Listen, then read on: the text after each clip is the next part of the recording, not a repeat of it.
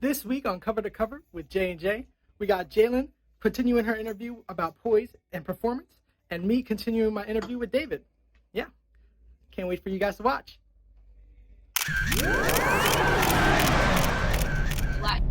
So I always remember this trick that my mom taught me.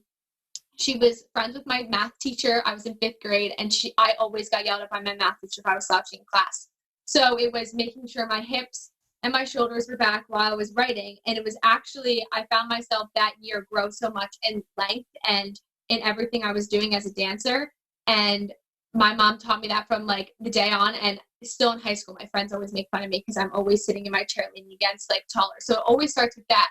So with that being said, is there anything that you guys do at home? I know you guys are teachers now, but is there anything you still have carried on from your earlier dance years or marching band or color guard years that you can kind of give to the audience? Sure. Well, things that I tell my students to do at home, you should always stretch at home. I know Bre tells her students the same thing. At our rehearsal, we're rehearsing the show. At home, you're practicing on those basic skills. So we're going to teach them to you. We're going to reinforce them at practices. You always do our little warm-up in the beginning and what have you. But at home, you should be stretching. And at home, you should be taking your flag out into the backyard and working on those basic skills. Because when you come to me, we've got a competition show to prepare, like Bre was saying earlier. So I remember I had a student who I loved. She was one of the first students I taught at my school. One of the first students I had that went through all 4 years with me. And she came to me she was pigeon-toed.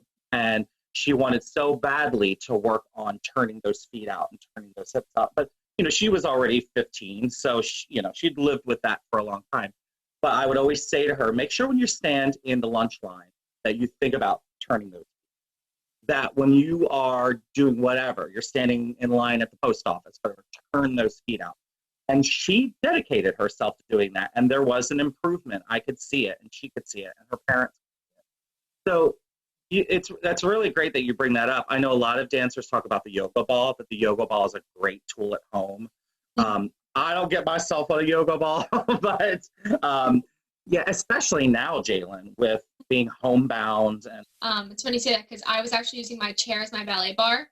And myself going on kind of what you said with my body and knowing my body, that the ballet bar is connected to the wall at the dance studio, but the chair isn't. So I would find myself leaning on the chair and would move and shifting. So I would have to figure out where my weight is to know ballet class, to know where my body was. So I actually found myself growing and balancing, and when I'm doing dégagés or certain like different things in dance, and I kind of found where my weight was, and it just made my core and my whole body better. So going off it, definitely kind of, you got to figure out what you're kind of going to do. Yeah.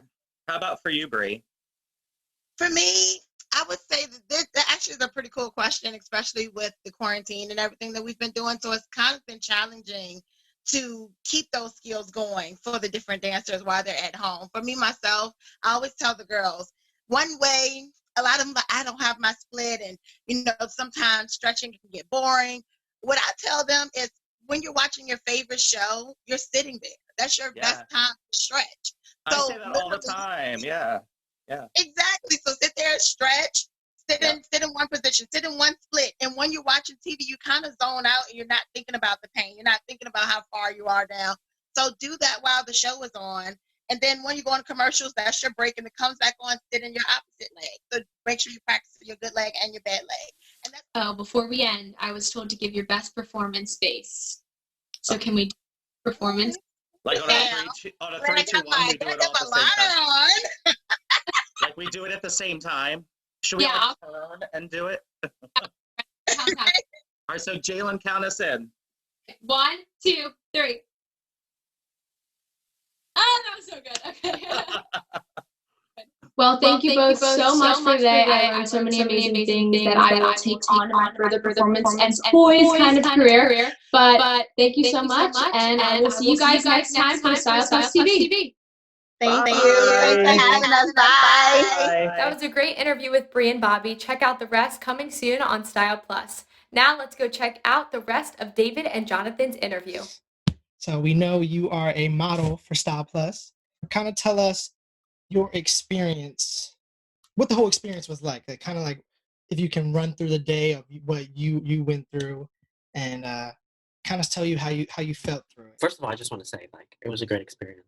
Like, I was comfortable, and like everyone on the staff was so great, and like such a loving environment. But the day started out pretty slow, but like I was still putting on some uniforms, taking a picture, and then like I'd also have my makeup done and also hang out with the other models, which was really awesome. I got to meet some cool people and some people who don't even know how to do color guard, which is awesome. It was like a well-oiled machine, just like I put stuff on, took a picture of me, tell me how to pose with the flag, or I'll give them an idea or whatever, and change uniform, and I go back, and then we just repeat.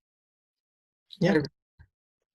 Yeah, I kind of had the same experience, but for me, wasn't there a lot more models there? Was it just like 2 or 3? I think there were 4 of us.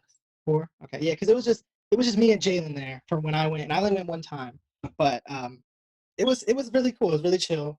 I liked being there. It was like it's my first time, so I didn't have any experience doing it. So, but yeah, I kind of felt the same way how you felt. If you can remember, because like I know the catalog came out quite a bit ago, but what was your favorite uniform you tried on?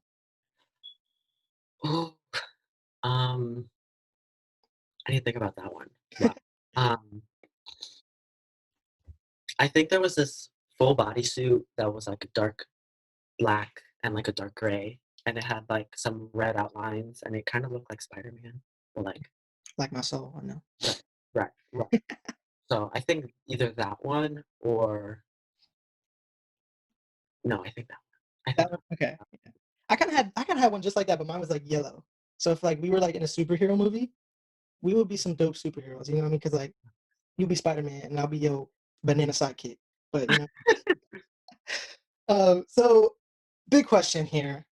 I know my answer is yes. Would you model for Style Plus again? Of course, absolutely. Yes. Hopefully we can be on the same day. Right. Kiki the whole day, have fun. We're gonna have fun either way, but that'll be great. Yeah. So yeah. It was great talking to you, David. You know I love you. Can't wait to march with you again and again, and can't wait to see us being in some future catalogs maybe. Right. But thank you again for talking to me. Thanks for having me. All right. See you.